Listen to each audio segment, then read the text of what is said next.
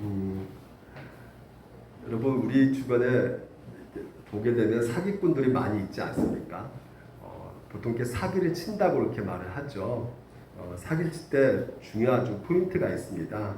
평소에 사람이 두려워하는 것을 자극시킨다는 것이에요. 예를 들면 이런 거죠. 이제 아들이 군대 갔는데 어느 날 전화가 연락이 오는 거예요. 그러면서 전화의 내용이 뭐냐면 당신의 아들이 군대에서 사고를 쳤다. 탱크를 몰고 가는데 탱크가 물에 빠져가지고 탱크값을 물어야 된다. 근데 아들하고 이제 군대 갔으니까 연락이 안 되잖아요. 시골 이제 어머니들은요. 그렇지 않으면 이제는 감옥에 들어가게 된다. 이렇게 또 말을 하게 되니까 그 두려움 나머지 알았다고 하면서 당장 그 이제 계좌로 이제 입금을 하게 되는 것이죠. 나중에 보니까 이제 사기친 것을 이제 알게 된 것이죠. 두려운 마음을 이제 이용해 가지고 이제 사기를 이렇게 많이 치는 사건들이 많이 발생합니다. 여러분 인생에서 두려움이 이렇게 있는 것이 뭐에 대해서 많은 두려움을 갖고 있습니까? 여러분의 두려움을 자극시키는 것이 뭐가 있을까요? 1번 돈, 2번 뭐 자녀, 3번 사망. 누구라도 이렇게 물어보면 가장 두려운 것이 무엇일까라고 생각해 볼 때 3번 이 사망이라고 저는 생각을 하게 됩니다. 오늘 이 죽음이라는 것은 여러분 우리 가운데 두려움을 자극시키게 되는 것이죠. 그래서 오늘 이 본문을 통해서 여러분과 같이 우리 안에 이 두려움을 자극시키는 이런 사망에 대해서 우리가 함께 어떻게 해서 우리가 이 사망의 이 두려움을 자유할 수 있을까라는 것에 대해서 오늘 본문을 통해서 말씀을 살펴보도록 하겠습니다. 이 마가복음 12장에서 보게 되면 여러 가지 논쟁이 일어나고 있죠. 그래서 첫 번째는 포도원 밭의 비유, 여러분 아시죠? 악한 농부가 소출을 주인에게 바쳐야 되는데 바치지 않게 됩니다. 왜냐하면 그 밭이 자기 것이라 생각하고 있기 때문에 그걸 자기가 기어이 그것을 차지한다고 생각하고 있기 때문에 바치지를 못하고 있는 것이죠. 그래서 그 주인의 아들까지 소출을 받아내기 위해서 보내는데 그 아들까지 죽이는 모습을 우리가 보았습니다. 결국은 그 주인을 주인으로 인정하지 않고 있는 모습, 하나님의 권위를 인정하지 않고 있는 그 모습, 예수 그리스도를 받아들이지 않고 있는 그 모습, 그 모습이 바로 악한 이 농부의 모습이었다는 것을 우리에게 일깨워주고 있는 것이죠. 그리고 두 번째는 지난 시간 살펴보았던 것이죠. 세금 논쟁입니다. 가이사의 것은 가이사에게, 하나님 것은 하나님께 바치라. 이제 그것은 이제 바리새인과 이제 예수님께서 논쟁하고 있는 장면입니다. 바리새인, 그러니까 가이사의 것은 가이사에게, 그런 어떤 황제, 우상 이런 모든 것에 있어서 다 누구의 이 세상을 다 다스리고 통치하고 있느냐? 바로 하나님께서 통치하시고 다스리고 계시고 다 하나님의 것이다라는 것이죠. 그것 또한 똑같이 하나님의 권위를 인정하느냐 인정하지 않느냐라는 그 문제를 다루고 있다는 것입니다. 그래서 예수 그리스도를 주인으로 모시고 있는 것이 오늘 우리 가운데 가장 시급한 것이다라는 것을 우리가 지난 시간에 우리가 말씀 통해서 살펴보았죠.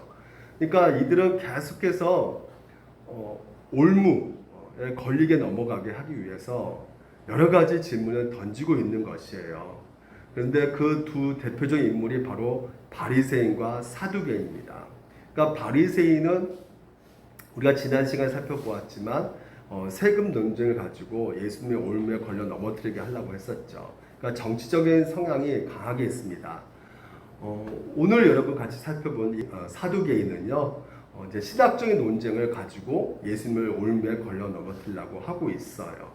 그것이 무엇이냐면 바로 이 부활의 논쟁입니다. 그래서 이제 바리새인과 이 사두개인이 마가복음 12장에 등장하고 있기 때문에 이 두 파를 우리가 한번 비교해 분석을 해볼 필요가 있어요. 이 바리새인과 사두개인은요, 아시다시피 지금 현재 많지가 않아요. 아주 소수입니다. 작아요. 근데 이 바리새는 평신도의 어떤 지도자로서 이제 세워져 가고 있고요. 이 사두개인은 이제 다윗의 제사장 사독이라고 있습니다. 그 사독의 계파로 통해서 이어지는 이 사두개파라고 합니다. 그래서 이들은 굉장히 큰 부자예요. 거의 뭐 상위 1%를 차지하는 아주 땅이 많고 어떤 본세가 있고 굉장히 부자입니다. 그렇지만 이 바리새인은 어느 정도 중산층입니다. 가난하지는 않아요. 중산층입니다. 그래서 이들이 갖고 있는 신앙을 보게 되면 이 바리새인들은 율법주의 신앙을 갖고 있어요. 그러니까 구약과 그리고 613가지의 그 장로들의 유전을 하나님의 영감이라고 생각하고 믿고 있는 것입니다. 그래서 철저하게 지키려고 하는 사람들이었던 것이죠. 하지만 이제 사두개인은 구약을 다 믿지 않아요. 모세 오경만 지키고 있어요. 모세 오경 아시죠? 창세기, 출애굽기, 레위기, 민수기, 신명기 이 5개만 하나님의 말씀이라고 이렇게 믿고 있는 것입니다.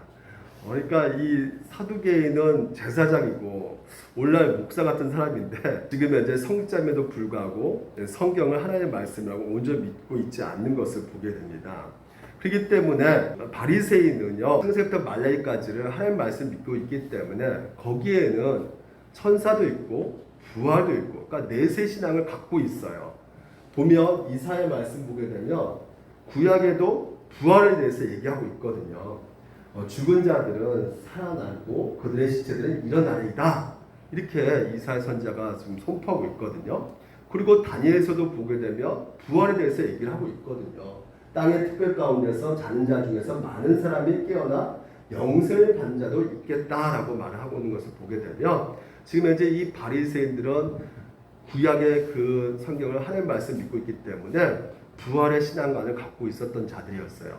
하지만 사두개인들은 모세 오경만 보고 있기 때문에 그 모세에는 부활에 대해서 얘기 없다.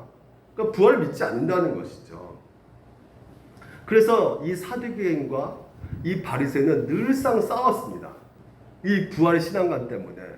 근데 이 사두개인은 이 부활 신앙이 허무맹랑한 것이다. 이 부활은 잘못된 것이다라는 것을 어느 정도 보여주기 위해서, 증명하기 위해서 그들이 늘상 주장했던 그 법이 있는데 그게 바로 뭐냐면 계대 혼인법이라는 것이에요. 이게 신명기에 나와 있거든요. 그러니까 그들에게 있어서는 이 가문이 중요해요. 그러니까 염경철 내 이름이 이게 중요한 게 아니라 염경철 가문이 중요한 것이죠. 그래서 가문을 이어가야 돼요.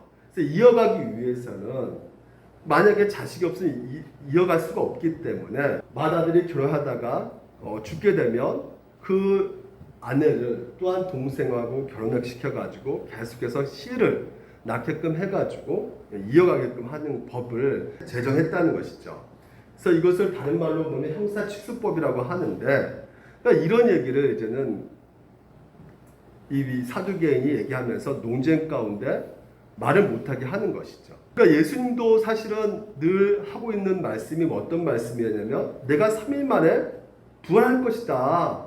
이렇게 말씀하셨거든요. 그러니까 부활 신앙을 갖고 있는 그 예수님 향해서 이 사두개인은 가만히 있지 못하는 것이에요. 그래서 오늘 이 본문을 통해서 지금 현재 예수님에게 대적하고 있는 것이죠. 오늘 본문을 보게 되면 이렇게 내용이 나와 있죠. 부활이 없다는 사두개인이 예수께 물어봐가지고요. 이렇게 물어봅니다. 선생님이요, 모세가 우리에게 써주기를 어떤 사람이 형이 자식이 없이 아내를 두고 죽으면 그 동생이 그 아내를 취하여 형을 위하여 상속자를 세울지냐 하였나이다. 다 계대 혼인법이죠. 그래서 7형제가 있었는데 이제 마지가 이제 죽어버렸어요. 그러면 아이가 없으니까 그 둘째 동생하고 이제는 결혼을 하게 되죠. 근데 둘째 동생도 상속자가 없어가지고 또 셋째, 넷째 결국은 그 아내까지도 죽었어요. 그러면 이들이 다 죽어가지고 부활이 있다고 하면 그 아내는 누구의 아내가 되는 것입니까? 라고 물어보는 거죠. 예수님에게. 그러니까 한마디로 어떤 여자가 되는 거예요? 근치상가하는 그런 음료라고 이렇게 지금 이제 생각될 수밖에 없게끔 예수님에게 지금 이제 말을 하고 있는 것이에요. 한마디로 콩가루 집안이라는 것이죠. 어떻게 이럴 수가 있습니까? 이건 말이 안 되는 것이죠. 그렇기 때문에 이건 부활이라는 것은 공개적으로 윤리적으로 종교적으로 생각해 봐도 이것은 틀린 것이다 라고 이 사두개는 예수님에게 공격해 오는 것입니다. 어려운 질문을 던짐으로 말미암아 예수님이 잘못된 선지자다, 거짓된 선지자다라는 것을 많은 사람들에게 보여주려고 했던 것이죠. 근데 이들의 문제점은 무엇이냐면요, 현세의 삶을 내세의 삶과 일치시키려고 했던 것이 문제였던 것이죠. 그러니까 예수님께서 뭐라 대답하시냐면 이렇게 대답해요. 빨간 글씨 보이기 때문에 사람이 죽은 자 가운데서 살아날 때는 장가 갑니까? 안 간다는 거예요? 시집 간다는 거예요? 안 간다는 거예요? 우리가 부활하고 나서는 장가 시집 가지를 않는다는 것입니다. 그러니까 더 이상 아들은 낳지를 않는다는 것이에요. 아는 권사님이 생각나요. 그 권사님이 남편이 불신자예요. 나는 예수 믿고 천국 가는데 남편이 지금 불신자여가지고 천국 못 가면 거기 천국에서 그 지옥에 떨어진 그 남편이 생각나서 불쌍히 여겨주고 안타깝게 여겨주고 그러면 그 천국이 될 수 있겠느냐라고 이렇게 물어봤어요. 그래서 저는 이 말씀을 드렸죠. 오늘 여러분 우리가 천국 가면요, 이제는 어떻게 되는 겁니까? 죄로부터 해방이 되는 것이에요. 그러니까 여러분, 죄라는 것은 결국 우리 가운데 나만 생각하는 거잖아요. 내 혈연, 내 핏줄, 내 이해관계, 나만 생각하는 것이에요. 근데 이제는 우리가 부활하게 되면 이제는 그 예수 그리스도 안에서 새로운 관계가 형성된다는 것이죠. 그래서 그 전까지는 나 중심으로 맺었던 그 관계가 이제는 다 무너지기 때문에 정말 내 남편을 보지 못하는 것에 대한 그 슬픔이요, 이제는 그 부활하고 나서 옆집 순둥이, 길둥이, 봄으로 말미암아 그 기쁨이 더 커져간다는 것이죠. 여러분 좀 이해가 안 되겠지만요, 하나님 나라는 바로 그런 곳이라는 것이에요.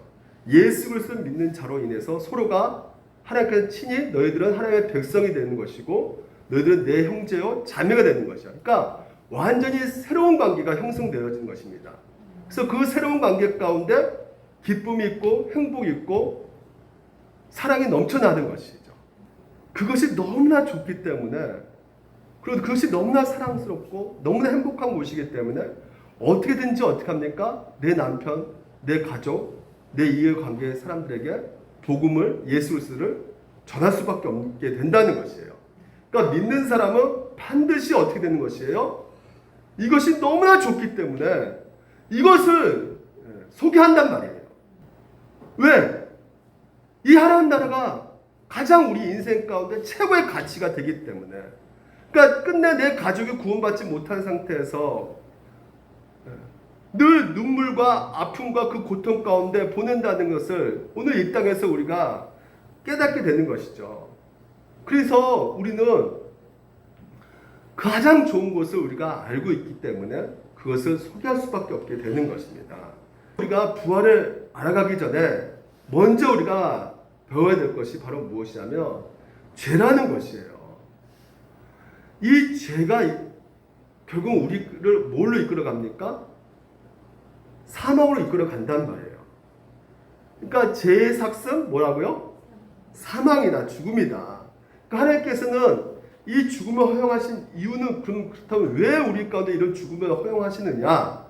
뭐와 연관되어 있기 때문에 죽어야지만이 부활할 수가 있기 때문에 그렇단 말이에요. 그러니까 죽음이 없다면 부활할 수 있어요, 없어요? 없어요. 그러니까 죽음의 문제는 먼 얘기가 아니란 말이죠. 우리의 현실 얘기란 말이에요. 이 죽음을 피해갈 수 있는 사람은 아무도 없는 것입니다. 그러니까 누구나 죽음이라는 것을 다 인정하고 있단 말이에요. 인정하기 쉽지만 인정할 수밖에 없는 것입니다. 근데 사두개인은 어떻게 생각하고 있느냐? 부활? 그런 거 없다. 그냥 우리는 소멸된다. 사라진다. 영혼도 사라지고 우리 몸도 사라진다. 이렇게 생각했단 말이죠. 근데 성경에서는 단호하게 얘기를 하고 있어요. 처음부터 끝까지 요한계시록 마지막에 이렇게 말합니다. 바다가 그 가운데서 죽은 자들을 내주고 또 사망과 우무도 그 가운데서 죽은 자들을 내주매 각 사람이 자기 행위대로 심판을 받는다고 얘기를 하고 있어요. 여러분, 바다가 어떤 곳입니까? 이 바다가 사망의 권세예요. 죽음의 권세입니다. 그때는 이 사망의 권세가 이 상저로 보여주고 있는 것이 바다예요. 여러분, 바다라는 것이 여러분 한번 빠지면 보통 거기서 건져내기 힘들죠. 우리 세월호 사건도 우리가 보시면 세월호 사건 때 40m 빠졌는데 웃고 있잖아요. 건져 올릴 수가 없단 말이에요. 그러니까 이 사망의 권세, 음부의 권세가 바로 이렇다는 것입니다. 절대 인간이 건져 올릴 수가 없는 것이에요. 근데 부활의 날에 죽은 자들을 내어줬다는 것이에요. 죽음의 권세, 어둠의 권세, 사망의 권세가 죽은 자들을 어떻게 했다는 겁니까? 내줬다고 말하는 것이에요. 그러니까 다시 말해 하나님이 역사하셔서 새로운 몸으로 죽은 자들이 있게 되었다는 것이에요. 이것이 바로 부활 신학이라는 것입니다. 그래서 각 사람이 자기 행위대로 심판을 받는다는 것이에요. 여러분, 믿지 않는 자들도 어떻게 된다고 말하고 있어요? 심판을 받는다는 것이에요. 뭘로요? 각 행실에 따라서 심판을 받는다는 것입니다. 그러면 우리 믿는 사람, 믿지 않는 사람이나 다 뭘 지어요? 죄를 짓죠. 그렇죠? 그러니까 믿지 않는 사람은 자기 죄로 인해서 심판을 받을 수밖에 없게 되는 것이에요. 그래서 곧 가는 곳이 어디입니까? 지옥이란 말이죠. 불못이란 말이에요. 여러분, 믿지 않는 자도 부활합니다. 믿는 자만 부활하는 것이라 믿지 않는 자도 부활한다고 말하고 있어요. 요한복음에 예수께서 이렇게 말합니다. 선한 일을 행한 자는 생명의 부활로, 악한 일을 행한 자는 무엇의 부활로요? 심판의 부활로 일어난다는 것이에요. 그러면 선한 일을 행한 자, 그럼 선한 일이 무엇입니까? 도덕주, 윤리적 깨끗한 일을 하는 것이 선한 일일까요? 바로 나오죠. 그 밑에 말씀이요. 하나님의 일이 무엇입니까? 물어봐요, 제자가요. 그랬더니 뭐라 말합니까? 보내신 일을 믿는 자가 바로 뭐예요? 선한 일이다. 그게 바로 하나님의 일이라는 것이요. 그러니까 예수 그리스도를 믿는 자가 바로 무엇입니까? 생명의 부활로 다시 태어난다는 것이죠. 다시 일어난다는 것이에요. 이게 바로 부활 신앙이라는 것이죠. 그렇기 때문에 믿는 사람에게는 이 죽음이 오늘 여러분 가운데 끝이 아니란 말이에요. 끝이 끝나는 게 아니란 말이죠. 왜요? 우리는 무엇이에요? 몸에 부활이 있기 때문에.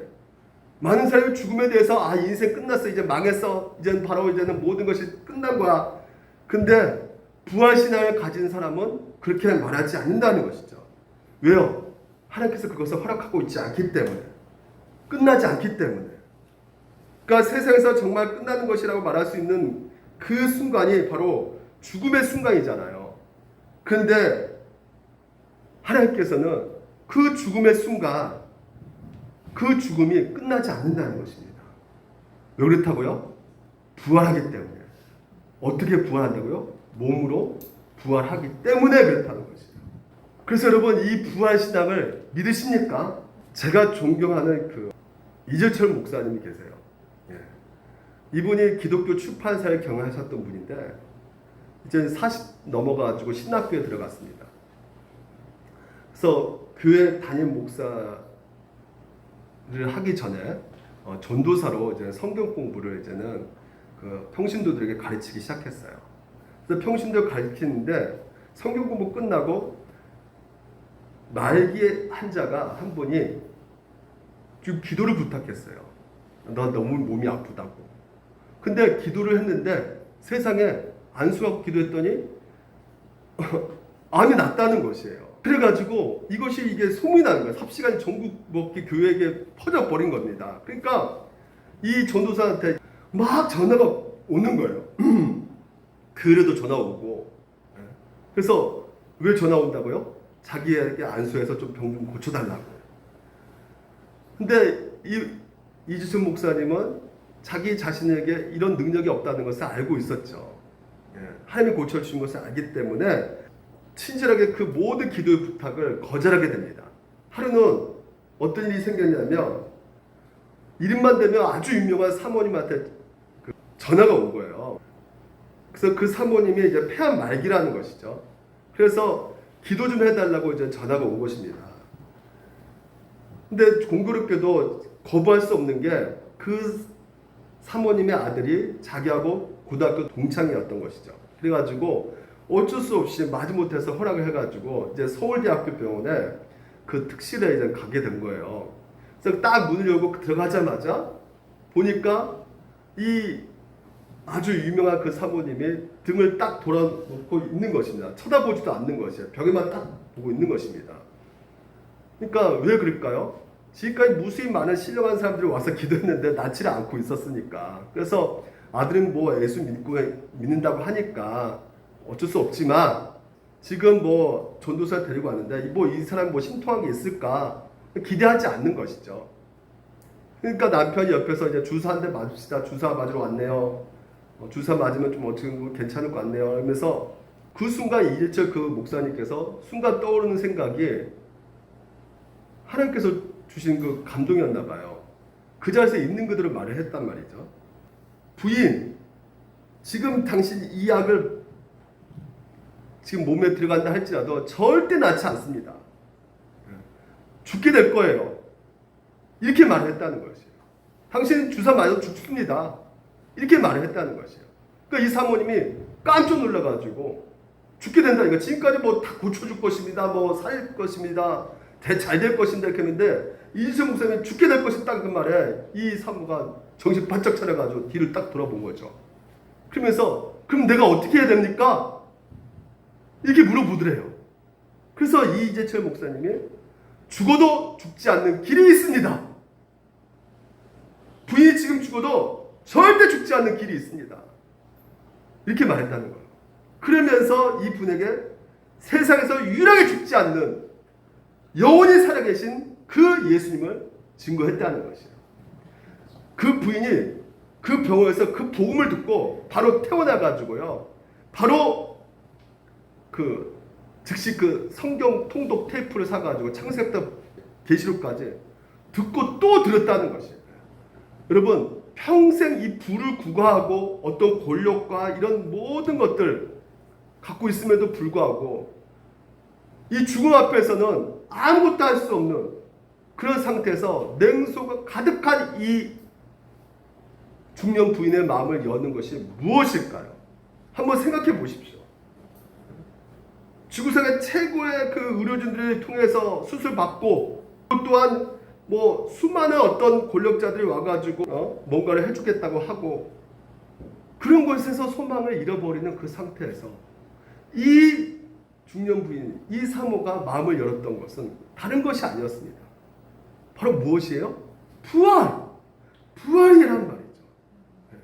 그러니까 어떤 권력도 이겨내지 못했던, 어떤 의료진도 이겨내지 못했던 그 죽음을 이겨낸 그 부활이 있다는 거. 여기에 이 부인은 마음이 열고 영원한 생명을 찾게 되고 그것에 소망을 가지고 살게 되었다는 것이에요. 여러분, 부활 믿으십니까? 근데 예수님께서 친히 부활하셔서 우리 가운데 보여주셨단 말이죠. 그리스도께서 죽은 자 가운데 다시 살아나서 잠자는 자들의 첫 열매가 되셨다는 것이에요. 여러분, 신자들을 뭐라 말하고 있습니까? 신자의 죽음을 뭐라 말하고 있어요? 잠자는 것이다 라고 말하고 있어요. 여러분, 잠자는 거 뭡니까? 잠잘 때 어떻게 해요? 옆에서 민석이 자고 있으면 옆에서 누가 깨우면 되잖아요.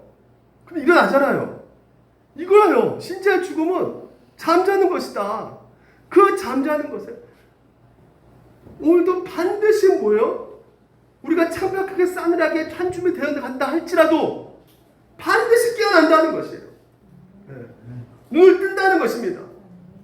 그러니까 이 죽음이라는 것은 결탁고 종결 끝 남이 아니라는 것이에요. 죽음이 절대 끝이 아니라는 것입니다.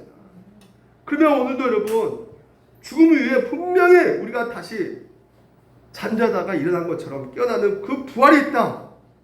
성경 우리 가운데 확신시켜주고 말하고 있는데 오늘 이 부활의 사건 예수님께서 직접 말씀하고 계신단 말이에요. 그것을 직접 우리 가운데 첫 열매로 실제로 부활하셔가지고 어떻게 해요? 다들 그 방문 안에 가둬가지고 숨고 무서워서 도망가고 있는데 문을 뚫고 들어가 버리잖아요. 예수님께서 공간과 시간을 초월해서 움직인단 말이죠. 이 부활의 몸이. 그런데 그 몸이 어때요? 음식도 먹을 수 있고 그냥 예수님의 그 한 인격을 그대로 보여주는 그런 몸. 그리고 부활 승천하셔가지고 한 보좌 우편에 앉아 계셔서 지금도 통치하고 다스리시는 그 몸. 그러니까 우리가 여러분 마지막 나팔 소리와 함께 똑같이 몸 그대로가 순식간에 변화되는 그 몸을 우리가 갖게 된다는 것이에요. 그렇기 때문에 여러분 우리는 두려움이 없다는 것입니다. 두려움을 자극하는 그 모든 것에 있어서 우리가 자유할 수 있는 것이에요. 절망하지 않을 수가 있는 것입니다. 중요한 그 아까 부인처럼 부활의 소망이 있는 자는 결코 어떤 일에도 자포자기하거나 나 끝장났어 이렇게 주저앉아 있지 않을 수가 있단 말이에요. 이게 바로 능력이라는 것이에요. 이 사두개인에게 너 성경도 모르느냐, 하나님의 능력도 왜 모르느냐, 이렇게 하면 너희들이 성경을 잘못 오해하고 있다라고 말을 하고 있는 것이죠. 부활의 권능, 죽음의 문제, 잠자는 사람을 깨울 수 있는 그 하나님의 그 능력, 그 권능, 오늘 여러분 신자는 그것을 믿는 자가 바로 신자인 것이에요. 다시 말해서 죽은 사람이 일어나라 하면 일어나는 그 권능이 오늘 우리 가운데 사용되고 있다는 것을 믿는 것이에요. 이것을 정말 믿는다면 오늘도 우리 가운데 여러 가지 그 문제들 속에서 넉넉히 이겨갈 수가 있단 말이죠. 여러분 무엇 때문에 두려움이 옵니까? 사망 있기 전에 또한 우리의 자녀의 문제, 여러 가지 경제 문제, 여러 가지 우리들 가운데 그 두려움이 있지 않습니까? 여러분 그것들이 우리를 자극시킨단 말이에요. 그것 때문에 두려운 이 마음을 오늘 우리가 능히 일어나게 하고 우리가 힘을 줄 수 있고 용기 줄 수 있고 소망 가운데 이겨나갈 수 있는 것이 바로 무엇이냐? 바로 부활의 능력이란 말이에요. 부활의 신앙이란 말이죠. 오히려 이 부활의 신앙을 갖고 있으면 오늘도 우리 자신을 더욱더 존귀하게 가꿀 수가 있단 말이에요. 우리의 연약함, 우리의 어떤 초라함, 그리고 내 안에 더럽고 악한 것들이 계속 올라오잖아요. 어저께도 제가 설교 준비를 했는데 이게 막 그냥 싹 사라져버렸어요. 컴퓨터에 놓은 것을 뽑지도 못하고 그래서 막 그냥 절망 가운데 이거 뭐냐 이거 내일 설교 말씀 전해야 되는데 너무나 힘들더라고요.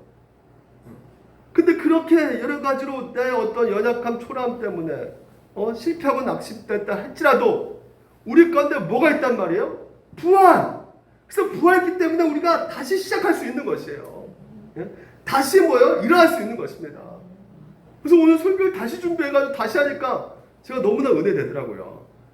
이 할 수 있단 말이에요, 여러분. 또 두 번째는요. 우리가 두려워하지 않는 이유는 이게 현재적 의미가 있단 말이에요. 부활이요. 오늘 보니까 예수님께서 이렇게 말씀하십니다. 죽은 자가 살아난다는 것을 말하신데 너희가 모세 책 중에 가시 나무 떨기에 관한 글에 지금 이제 예수님께서 모세 오경을 가지고 얘기를 하세요. 모세 오경 누구만 믿는다고요? 사두개인만 믿는단 말이에요. 그러니까 정확하게 모세 오경에도 뭐가 있다는 것을 알려주고 있는 것이에요? 부활이 있다라는 것을 알려주고 있는 것이죠. 그래서 모세 오경을 얘기하고 있어요. 자, 모세 오경 한번 볼까요? 출애굽기 3장에 나옵니다. 여러분 잘 아시다시피 이 지금의 출애굽기 3장은 이 모세가 나이가 80대 가지고요. 하나님의 부르심을 받죠. 니들 지금 이제 애굽에 있는 핍박받고 있는 노예 생활하고 있는 이스라엘 백성들을 구해라. 그 명령을 듣는 이 모세가 어떻게 반응하고 있습니까? 지금 내 나이가 40도 아니고 40대 불렀으면 내가 일을 하죠. 근데 80대 불러가지고 지금 이제 일을 시키고 있으니 도대체 당신은 누구길래 이딴 식의 일을 합니까? 일처리 이딴 식으로 합니까? 물어보는 거예요. 그러니까 당신 도대체 누구예요, 진짜? 그러니까 그 이름을 물어보는 거죠. 그 이름이 뭘 뜻하고 있는데요? 그 하나님의 속성과 하나님의 그 모든 것이 포함되어 있잖아요. 하나님께서 뭐라 말씀하십니까? 나는 스스로 있는 자라는 것이에요. 그러니까 스스로 있는 자란 뭐예요? 내 자리 내가 지키고 뭐 더 이상 뭐 누구한테 뭐 이렇게 내가 도움 받지도 않고 내가 그 뭐 무능하지도 않고 내 자리 내가 있는 그대로 지키고 있는 존재 지키고 있는 거야. 그러니까 늘 스스로 존재하시는 하나님이시라는 것이죠. 그래서 지금 뭐라 말하냐면 하나님이 또 모세에게 이르시되 너는 이스라엘 자손이 이같이 이르기를 너희 조상 하나님 여호와 곧 아브라함 하나님 이삭 하나님 야곱 하나님께서 나를 너에게 보내셨다라고 하라는 것이에요. 바로 여기. 그러니까 지금 현재 다 뭘 쓰고 있냐면 현재형을 쓰고 있어요. 아까도 보시면 지금 예수님께서 뭐라고 하시냐면 이것을 제대로 출애굽에 인용하시면서 나는 아브라함 하나님이요 이삭 하나님이요 야곱의 하나님이다 이렇게 말씀하고 있단 말이죠. 그러니까 아브라함이 어떤 사람인데요? 이미 400년 전에 죽은 사람이에요. 모세가 지금 현재 듣고 있는 그 아브라함이 이미 400년 죽은 사람인데 지금도 어떻게 해요? 있다는 거예요. 살아있다는 것입니다. 그 아브라함과의 약속이 실제 지금도 성취되고 있다고 지금 현재 말을 하고 있는 것이에요.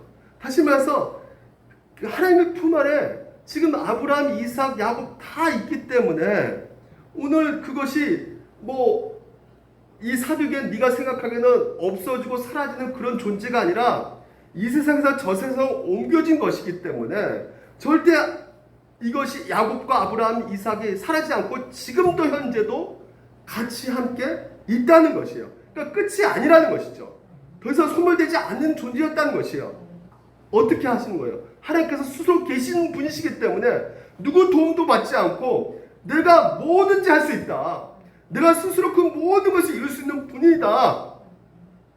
그러니까 너 지금 현재 80 불렀다고 해서 못한다고 하지만 너 일은 네가 하는 일이 아니다. 스스로 있는 자기 존재이기 때문에 내가 한다. 내가 지금도 내가 하고 있다. 그 아브라함, 이삭, 야곱이 사라진 존재가 아니라 지금도 하나님 품 안에 있는 존재다. 그래서 그 약속을 어떻게 해요? 지금도 내가 성취해가고 있다라는 것이에요. 아브라함하고 한 약속. 창세기 12장 하늘 별같이 바다의 모래같이 그 약속을 신실하게 내가 이해하고 있기 때문에 지금 이스라엘 백성들을 너를 통해서 내가 일을 할 것이다. 불러낼 것이다. 반드시 내가 인도해낼 것이다. 라고 하나님께서 말씀하고 있는 것이죠. 그래서 여러분 이 부활의 현지적 의미를 우리가 알아야 되는 것이에요. 이 현지의 의미를 우리가 깨달을 때 상상할 수 없는 강력하고 그리고 절정인 우리의 그 신앙이 세워져 갑니다. 마태복음에 다시 한번 봅니다. 하나님은 죽은 자 하나님이 아니요. 뭐라고요? 산자의 하나님이시라는 것이에요. 지금도 현재도 하나님께서는 일하고 계시는 분이시란 말이에요. 보이지 않지만 그 모든 것을 섭리 가운데 일하고 계시는 것이에요. 할렐루야. 이것을 우리가 믿어야지만이 오늘도 여러분 삶 가운데 여러분의 두려움을 자극시키는 그 어떤 것도 우리가 능히 이겨낼 수가 있다는 말이죠. 요한계시록 보게 되면 이렇게 되어 있어요. 그들이 새 노래를 불러 이르되 두루마리 가지고 그 인봉을 떼기 합당하시다. 인봉을 떼기 합당하시다. 그 양피지 있잖아요. 두루마리. 예. 여기다가 지금 현재 인봉되어 있단 말이에요. 이 인봉된 것을 떼기 합당하신 분이 누구냐? 예수 그리스도라는 것이죠. 그래서 이 인봉된 것에 뭐가 적혀있는데? 뭐가 적혀져 있을까요? 자, 인봉된 것에 뭐가 적혀있냐면 빨간글씨 볼게요. 이후에 마땅히 일어날 일을 내가 너에게 보이리라. 마땅히 일어날 것을 다 어떻게 해요? 거기에 지금 현재 인봉된 것에 있단 말이죠. 그것을 누가 떼냐? 예수 그리스도가 뗀다는 것이에요. 그러니까 여러분 한 개인의 삶 속에서 반드시 일어날 일들이 다 어떻게 해요? 들어가 있는 거예요. 그 두루마리에. 그래서 그것을 떼는 것이죠. 그러니까 장차 내 애원이가 무엇을 하고 또한 또 우리 온이가 누구를 만나고 뭐 남편, 뭐 신랑, 뭐 아내 다 뭐예요? 우리들의 인생 모든 것이 다 거기에 다 들어가 있다는 것이에요. 근데 그것을 누가 뗄 수 있느냐? 예수님이라는 것이에요. 예수님만이 합당하다 이렇게 말하고 있어요. 이 무엇을 말하고 있는 것입니까? 우리의 모든 문제, 자녀의 문제, 건강의 문제, 여러분 물질의 문제, 모든 문제가 누가 할 수가 있느냐? 주님께서 할 수 있다는 것이에요. 그러니까 반드시 일어날 일, 이 세상과 한 개인의 인생에 반드시 일어날 그 모든 일들을 누가 성취해 가시느냐? 예수님께서 성취해 가신다는 것이죠. 그래서 계시록 6장에 보게 되면 오늘 여러분 우리가 이 땅에서 살아가면서 얼마나 많은 고통을 받고 있습니까? 어둠의 권세가 있단 말이에요. 음부의 권세가 있어요. 사망의 권세가 있습니다. 그래서 악한의 그 모든 공격들이 우리 가운데 치고 들어와요. 음란의 어떤 대중 매체를 통해서 음란과 그리고 또한 우리 아이들에게 그런 어떤 왕따, 시기, 우울 이런 모든 어둠의 권세들이 이 더러운 권세들이 끊임없이 들어와서 관계를 다 어긋나게 한단 말이죠. 그러니까 지금 현재 보십시오. 화평을 제하여 버리면 서로 죽이하고 있는 큰 칼을 받았더라. 이것이 있단 말이에요. 이 어둠의 권세들이요. 근데 오늘 이 임봉이 떼어졌다는 것이죠. 근데 이 떼어졌다는 게 무슨 말입니까? 하나님 나라가 어떻게 된다는 것이에요? 성취된다는 것이죠. 다 이런 것들을 소멸하고 제압시키는 하나님의 그 능력, 하나님의 그 권세, 하나님의 나라, 이게 성취되어진다는 것이죠. 임목을 뗄 때마다. 근데 그것을 누가 하신다는 것이에요? 예수님이 아니 오늘도 하나님의 뜻에 따라서 온전히 성취할 수 있는 분이시라는 것입니다. 그래서 여러분이 계획하고 있는 모든 것들보다는 하나님께서 하나님 뜻 가운데 계획하는 모든 것들이 지금 현재 여러분 인생 가운데 성취해 가고 있는 것이에요. 이루어가고 있는 것입니다. 내 자녀, 내 가정, 내 환경, 그러니까 내 환경의 문제가 아니란 말이죠. 내 상황의 문제가 아니란 말이에요. 우리가 눈에 어두워서 보지 못하지만 하나님께서 일하고 계심이 오늘도 여러분 인생 가운데 지금 현재 계속해서 펼쳐져 가고 있는 것이에요. 그래서 두루마리에 적혀있는 그 모든 것들이 임복을 누가 뗀다고요? 다시 한번 예수께서 뗀다는 것이죠. 그러니까 예수 그리스도께서 그 모든 것을 하시는 것이란 말이에요. 그래서 포도나무 가지 뭐라고 할까요? 같이 한번 읽어볼까? 시작. 나는 포도나무요 너희는 가지라. 그가 내 안에 내가 그 안에 거하면 사람이 열매를 많이 맺는 나를 떠나서는 너희가 할 수가 없어요. 우리가 그러니까 철저하게 우리가 어떻게 해야 되는 겁니까? 철저하게 예수를 의지하는 방식으로만이 오늘도 여러분 하나님의 나라, 하나님의 뜻이 성취될 수 있기 때문에 내 인생 가운데 더러운 대적들, 어둠의 권세들 이런 모든 것들을 괴롭히는 문제들을 제압할 수 있는 막강한 힘, 그 권세 능력 바로 예수 그리스도. 그래서 오직 예수 그리스도를 의지하면 되는 것이에요. 그래야지만 오늘도 우리의 두려움을 자극하는 그 모든 것을 능히 우리가 이겨나갈 수가 있게 되는 것입니다. 예수 그리스도만 유일하게 이 땅에서 할 수 있는 분이세요. 왜 예수님만 얘기합니까? 예수님이 어떻게 그렇게 할 수 있어요? 요한계시록 보십시오. 인문하게 때에 합당하시더라. 일찍이 어떻게 했다고요? 예수님께서 죽음을 당하셨단 말이에요. 그 죽음을 당하셨는데 죽음을 십자가에 죽으실 때 모중의 거래가 있었어요. 하나님과 모중의 거래가 있었습니다. 그 거래가 어떤 거래냐? 각 족속과 방언과 백성과 나라 가운데서 사람들을 어떻게 해요? 그 예수님이 흘리신 그 피로 어떻게 해요? 그 죽음의 사망 일로 갈 수밖에 없는 그들을 샀단 말이죠. 거래했단 말이에요. 그래서 예수님이 십자가에 죽으시고 부활하신 말미암아 우리를 어떻게 해요? 하나님께서 기꺼이 우리를 그 죽음의 권세부터 사가지고 드렸다는 것이 하나님께 기꺼이 피로 사서 하나님께 드리시고 무슨 말입니까? 우리 가운데 새로운 생명을 주셨다는 것이에요. 하나님이라면 반응할 수도 없고 하나님은 좀 귀찮고 듣기 싫고 그런 모든 나의 인생 가운데 하나님을 원수같이 생각했던 그 모든 우리들이었는데 우리를 어떻게 해요? 피로 사셔가지고 기꺼이 새로 살리셔가지고 함께 드렸다는 것입니다. 그래서 여러분 이 세상 모든 권세를 제압하는 그 유일한 방식이 무엇이냐? 하나님이 오늘 여러분 올 가운데 세우신 방식이 무엇이냐? 10절 그들로 우리 하나님 앞에서 나라와 제사장들로 삼으셨다는 것이에요.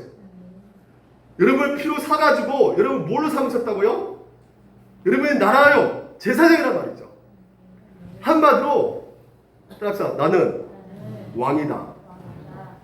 왕이 뭡니까? 절대 권력 갖고 있는 자입니다. 여러분이 누구냐? 우리가 죽고 나서 뭐 천국 가고 이런 차원이 아니에요.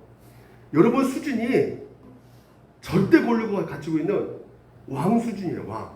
저기 뭐 청와대 계신 분이 왕이 아니라 여러분이 왕이에요. 믿으십니까? 그러니까 절대 권력 갖고 있기 때문에 두려움이 있다 없다? 없다는 것이에요. 그것을 아브라함, 이삭, 다윗 이 모든 믿음의 선배들 중에서 보여줬단 말이에요. 왕 노릇하리다. 절대 권력을 그것을 가지고 행사하는 자란 말이에요. 그래서 여러분을 통해서 어떻게 하신다는 것이에요? 하나님의 나라를 확장시켜 가신다는 것이죠. 이게 바로 하나님께서 갖고 있는 이 부활의 현재적 의미라는 것입니다. 이 땅에서 여러분을 통해서 하나님께서는 절대 권력을 행사하고 계신단 말이에요. 여러분을 통해서 하신단 말이죠. 권력을요. 그러니까 죽은 자를 살려내는 그 부활의 절대 권력을 오늘 누구한테 물려줬냐면 여러분에게 물려줬단 말이죠. 그래서 여러분이 그것을 제사장 나라, 왕 같은 백성, 여러분이 완전히 그 모든 능력을 갖고 있는 자예요. 내가 그리스도와 그 부활의 권능과 그 고난에 참여함을 알고자 바울이 뭐랍니까? 부활의 그 권능을 참여했다는 거예요. 이미 부활의 권능이 여러분 가운데 있는 것입니다. 바울이 고백하고 있는 거예요. 다시 말해서 여러분 내 인생 가운데 나 쥐꼬리 많은 월급 받고 내가 진짜 이렇게 뭐 그냥 답답하고 그냥 가만 이 시간을 보내고 있는데 뭐 로또 복권 이렇게 한번 긁어야지 뭔가 내 인생이 좀 펴줄 것 같은 이런 진짜 막연하고 진짜 뭐 어떻게 할 수 없는 그 인생 가운데 하나님께서는 뭐라 말씀하시냐면 너가 그런 인생이 아니다. 너는 왕이다. 넌 내 나라고 너는 내 제사장이다. 이렇게 말씀하고 있는 것이에요. 그러니까 이게 바로 진짜 팩트고 이게 진짜 사실란 말입니다. 그러니까 우리는 눈에 보이는 것으로 살아서는 안 되는 것이에요. 여러분 환경을 그리고 여러분 재능 그것으로 살아서는 안 되는 것입니다. 뭘로 살아야 되는 것입니까? 절대 권력을 갖고 있는 자로서 오늘도 믿음으로 살아가는 것이에요. 여러분은 왕이라는 그 존재라는 것을 믿고 살아가는 것이에요. 반드시 너희들은 왕도 타게 된다 이렇게 말씀하고 계세요. 근데 목사님 내가 맞아 내가 이렇게 살아가고 있는데 맨날 지는데요. 백전백패하는데요. 뭐 하나 유혹이 오면 그냥 넘어지는데요. 내 인생 왜 이렇게 캄캄합니까 진짜 목사님. 왠지 뭐 이렇게 교회에서 공동체 생활하면 뭔지 모르게 내가 손해보는 것 같고 뭔가 이렇게 좀 봉사하면 내가 뭔가 억울하게 당하는 것 같고 오히려 전 세상 사람들이 루비똥, 베네똥, 뭐 일똥 같은 거 이렇게 막 이게 너무나 부럽고 진짜 저거 갖고 싶은데 막 이거 왜 그럴까요? 왜 그럴까요 여러분? 왜 우리가 제사장 절대 권력을 행사하지 못하는 이유가 무엇일까요? 더 나은 어떤 권력 그 힘 그게 어디서부터 나옵니까? 여러분 그것이 어디서 나올까요? 이 권력 그 능력 이 힘이요 뭐 더 가지는 방식으로 나옵니까? 아니면 더 똑똑한 방식으로 나올까요? 아니에요. 그것을 움켜쥘 수 있는 것이 아닙니다. 오늘 뭐라 말합니까? 제사장 나라 되는 방식이에요. 오늘날 여러분 우리가 살아가는 이 세상은 끊임없이 여러분 가운데 세상의 기준 잣대 가지고 평가하고 판단한단 말이죠. 그래서 차단되어 버렸어요. 대학교 뭐 대기업 채용 그것도 스카이 아니면 안 돼요. 연대, 고대, 서울대 나오지 않으면 채용이 안 됩니다. 그냥 원서 내면 그 자리에서 다 잘려나가요. 차단된 이 세상 갖고 있단 말이죠 우리가. 그럼 이런 세상 가운데 어떻게 우리가 왕노릇하면서 살아갑니까? 끊임없이 이렇게 외면당하고 차단당하고 있는데 이렇게 정확히 말하고 있습니다. 내 말을 잘 듣고 내 언어를 지키며 너희는 모든 민족 중에서 내 소유가 되겠고 너희가 내게 대하여 제사장 나라가 되며 거룩한 백성이 되겠고 뭐라 말합니까? 뭐 하는 방식으로 되는 것이에요? 내 말을 듣고 순종하는 방식. 여기서 보는 게 내 말을 잘 듣고 할 말씀이 뭘까요? 십계명이에요. 십계명 뭘 말해주고 있죠? 우리가 읽지 않았지만 우리가 다음 시간에 우리가 이제 사랑의 계명을 살펴보는데 뭐라고 합니까? 하나님을 사랑하고 이웃을 사랑하는 것. 1계명부터 4계명까지 하나님의 사랑, 5계명부터 10계명까지 이웃 사랑. 다시 말해서 오늘도 여러분의 삶 가운데 이웃을 내 몸처럼 그 사랑의 방식, 무엇을 하든지 간에 하나님을 위해서 하는 것이에요. 직장도 하나님을 위해서 가는 것이고요. 오늘 내가 학교 가서 공부하는 것도 하나님 위해서, 결혼도 마찬가지로 하나님 위해서, 모든 것이 오늘 하나님 위해서 하는 것이에요. 그리고 또한 주위의 사람들을 사랑하기 위해서 하는 것이란 말이죠. 내가 지금 현재 설거지하는 것도, 내가 하는 그 직장, 가정, 이 모든 것들도 주위에 사랑하는 사람들 위해서 하는 것이지만, 이게 바로 우리 가운데 우선순위가 되어져야만이 오늘도 하나님의 나라, 제사장 나라, 그 소유된 백성이 될 수가 있는 것입니다. 그것을 우선순위에 두어야 되는 것이에요. 그래서 그 사랑에는 뭐가 없다고요? 두려움이 없는 거예요. 우리 인생 가운데 사랑으로 여러분 삶을 개편하시기를 주님으로 축원드립니다. 그래서 우선순위를 두는 방식으로 우리가 제사장 나라, 왕 같은 백성이 될 수가 있는 것이에요. 예. 여러분 자신을 위해서 살면 안 되는 것입니다. 그러면 여러분 오히려 더 망하는 것이에요. 절대 권력을 더 소진시키는 것입니다. 여러분이 절대 권력을 어디서 누릴 수가 있느냐? 왕 같은 노릇, 행사, 이런 것을 어디서부터 여러분이 발휘할 수 있느냐? 하나님의 사랑, 이웃 사랑인 것이에요. 그래서 더욱더 뭐예요? 여러분 시간을 함께 드리는 것입니다. 말씀 보는 시간, 기도하는 시간 드리는 것이고, 또 어떻게 합니까? 오늘도 내 이웃에게 전화, 문자 보내고, 이런 모든 것들이 절대 권력을 행사하는 최고의 방법이란 말이에요. 여러분이 왕 노릇하고 있는 것입니다. 그럴 때 이 하나님 나라가 확장되고, 그 하나님 나라가 평안이고 기쁨이고, 오늘도 우리 가운데 의를 이루시는 하나님의 능력이라는 것이에요. 그래서 여러분, 이 부활의 신앙을 가진 자는 결코 여러분을 두려워하게 하는 그 어떤 것도 없다는 것입니다. 여러분 자극시킬 만한 그 어떤 것도 없어요. 믿으셔야 됩니다. 여러분 왕이세요. 제사장 나라의 하나님의 백성입니다. 결코 두려움이 없는 거예요. 그래서 여러분 그 오늘도 주신 이 말씀을 믿으시고 함께 나아가기를 소망합니다. 기도하겠습니다.